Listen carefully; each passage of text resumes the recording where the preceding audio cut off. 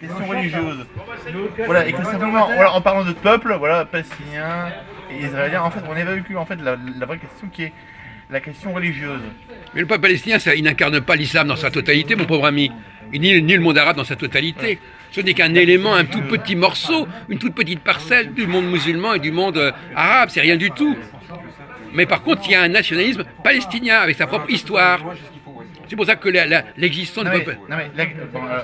L'existence du actuellement, c'est un conflit entre deux nations, entre le peuple israélien et le peuple palestinien. Ça c'est de la connerie, ça c'est de la connerie. Voilà, la vraie question qui doit se poser, c'est quelle est la religion. Voilà, on n'est plus au niveau des problèmes religieux, on est au niveau des problèmes nationaux. Mais le problème, c'est dépassé, c'est dépassé. Le religieux, c'est dépassé. Les juifs ultra-orthodoxes ne pensent pas comme ça du tout. Mais peu importe. Les juifs. Moi, je trouve que les juifs ultra-orthodoxes sont beaucoup plus. Ils sont à côté. Ils sont dépassés. Ils sont dépassés. Voilà. La question. Non, mais vous essayez de vous accrocher aux éléments les plus archaïques de la société. La question de la Terre Sainte, c'est une question religieuse. Non. Voilà. C'est devenu ce sont des affaires nationales. C'est pas un endroit comme un autre. Ce ne sont que des affaires nationales. Mais cet endroit, c'est un endroit tout à fait non, particulier. C'était. Maintenant, ça a été recouvert par un élément. Oui, mais national. non, mais c'est fait exprès. Ça va. C'est fait pour évacuer la vraie question. En fait, c'est une façon en fait de détourner en fait la vraie question avec des questions totalement bidons. En amusant la galerie, oui. avec une question totalement bidon. Voilà. Oui. Je vous répète encore une fois, votre grille religieuse, elle est obsolète.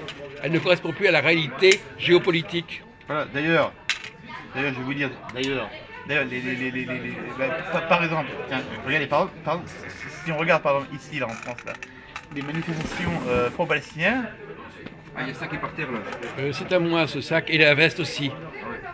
Elles sont non, mais c'est pas grave. Elles sont organisées par qui? Les manifestations pro-palestiniennes, elles sont organisées notamment par les mouvements d'extrême gauche, par les mouvements judéo-trotskistes d'extrême gauche. Voilà. Donc, je viens de vous expliquer que probablement, ma thèse maintenant, c'est que les sionistes ont fabriqué le peuple palestinien pour bousiller le monde arabe. Voilà. Donc en fait, les juifs, en fait, ils sont, les juifs, ils sont des deux côtés, en fait. Voilà.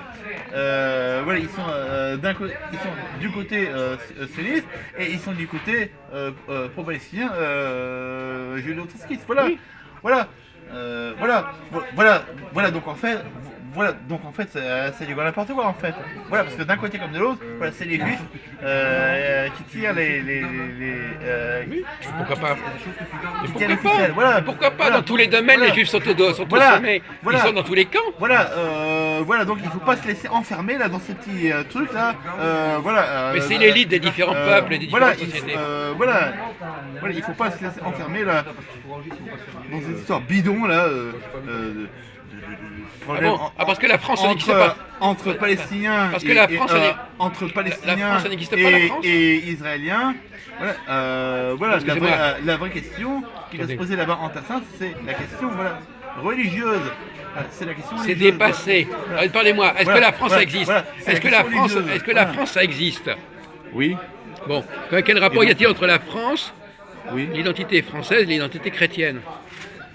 Il y a un rapport fondamental. Mais les christianisme la France n'a pas un rapport. Elle n'a pas le monopole de la christianité.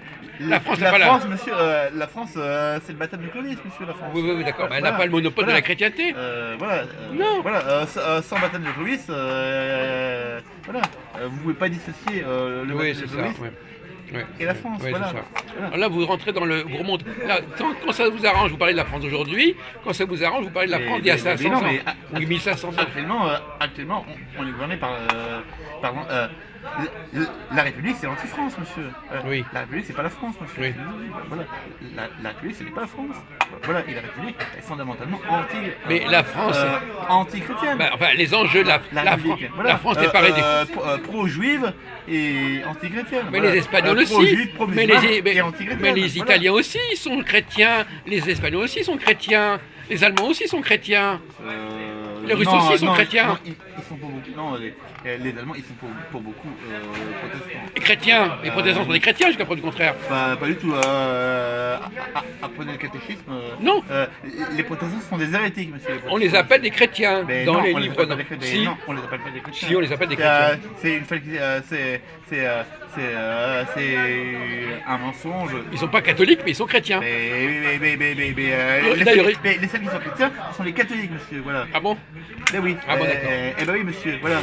Il n'y a qu'une seule église. Encore une énormité de signer Valentin. Eh ben non, monsieur. Voilà. Le Saint-Jésus-Christ a fondé une seule église. Voilà, celle qui est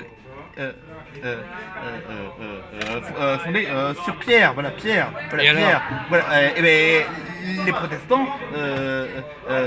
Eh bien, ils ont remis en question les protestants s'opposent totalement à la papauté. À la papauté. Eh ben, Vous aussi, vous opposez à la papauté. pas du tout. Si vous dites que la papauté aujourd'hui n'est plus valable. Et c'est pas la papauté, ce sont des gens qui sont passés pour la papauté. Voilà, d'ailleurs, il suffit de regarder ce qu'enseignent ces gens-là, ça n'a rien à voir avec l'enseignement. Voilà, ce qui est enseigné depuis Vatican II, c'est en totale contradiction avec ce que l'Église a toujours enseigné. Écoutez, ils ont tout changé, tout. Ils ont changé la Bible, ils ont changé le catéchisme, ils ont changé le droit canon, ils ont changé les rites, ils ont tout changé. Ça n'a rien à voir. Voilà ce qui est enseigné depuis Vatican II, ça n'a rien à voir avec l'enseignement de l'Église. Voilà, c'est en totale contradiction avec l'enseignement de l'Église. Jean-Paul l'a dit, d'ailleurs, dans la vidéo là, qu'il a faite il y a, je sais plus, il y a 2 jours. Avec vous, là. Voilà. On l'a laissé parler. Voilà. Vatican II, c'est en totale contradiction. Mais Luther aussi, il s'attaquait à la papauté. Luther aussi. Il montrait les un hérétique. il montrait les abus. D'ailleurs, il a été excommunié, monsieur. Ah bah oui, mais c'est parce que normal. Parce que Luther, c'est un hérétique. Mais les indulgences, c'était normal, les indulgences de la papauté. Il y avait des scandales dans la papauté à l'époque de Luther. Oui ou non? Non, mais Luther, ce qu'il voulait, non, mais. Ils voulaient réformer l'Église comme vous voulez. Ils n'acceptaient pas le pape. Ils ont rejeté le pape comme vous voulez rejeter le pape actuellement. Vous êtes exactement. Mais actuellement, il n'y a pas de pape. Actuellement, il n'y a pas de pape. Eh bien voilà. Actuellement. Eh bien Luther non plus, il considère qu'il n'y a pas de pape. Ils s'en foutent du Mais pape. Luther, lui, il considère qu'il y a. Ils sont le pareils. pape, Voilà, c'est pareil. Eh ben non, Vous êtes des nouveaux, vous êtes des néo-luthériens. Eh ben non, c'est pas pareil. Voilà, Mais si. moi je suis pour le pape, monsieur. Non. Voilà, moi je suis pour le pape, monsieur. Voilà, mais depuis Pilouse, il n'y a plus de pape, monsieur. Ben voilà, alors. Voilà. Bah oui. Voilà, mais moi je reconnais tous les papes de Saint-Pierre à Pélouse. Oui, ben voilà, donc maintenant, voilà, non. mais parce qu'ils ont, mais parce que tous ces gens ont enseigné, voilà, ce que l'Église elle a toujours enseigné. Voilà, mais de Jean 23 voilà, jusqu'à maintenant, voilà, ils enseignent des choses qui sont en totale contradiction avec ce que l'Église elle a toujours enseigné. Voilà, ce sont des hérétiques. Voilà, ils enseignent des hérésies, monsieur. Voilà, ils enseignent des hérésies. Voilà, ce sont des hérétiques. Donc ils ne sont pas catholiques et donc ils ne peuvent pas être papes. Voilà.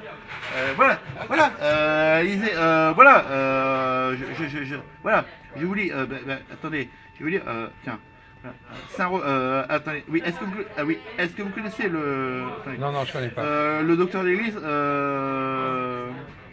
oui, je connais Saint-Robert Bellarmin, vous connaissez Saint-Robert Bellarmin, oui. Saint-Robert Bellarmin. Oui, c'est un grand docteur, oui. Ah merde, il y a le... D'ailleurs, j'ai lu l'autre jour, merde, là, qui me il y bloque, avait un bouquin là. là-dessus, il y a quelques jours que j'ai lu là-dessus. Le wifi de merde, là, qui me bloque, là. C'était à l'époque, c'était au XVIe siècle, XVIIe siècle.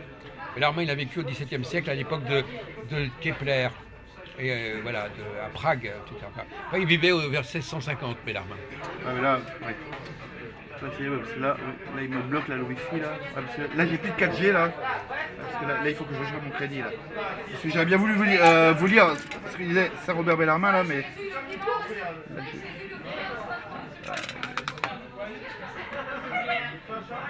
Là je peux pas là parce que